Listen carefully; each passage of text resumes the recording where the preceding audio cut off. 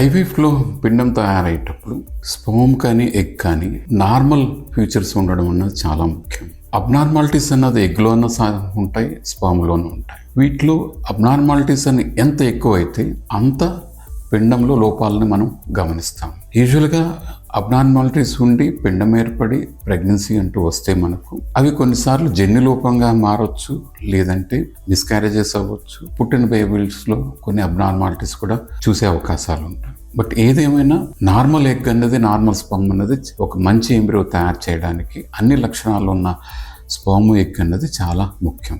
ఎప్పుడైనా మంచి ఎగ్గు, మంచి స్పర్మ్ ఉన్నప్పుడే మనకు మంచి పిండం కూడా తయారయ్యే అవకాశాలు ఉంటాయి. ఏ విధమైన అబ్నార్మాలిటీస్ ఎగ్లో అయినా స్పర్మ్లో ఉన్నప్పుడు తయారయ్యే పిండంలో కూడా ఆ లోపాలు బాగా కనిపిస్తాయి.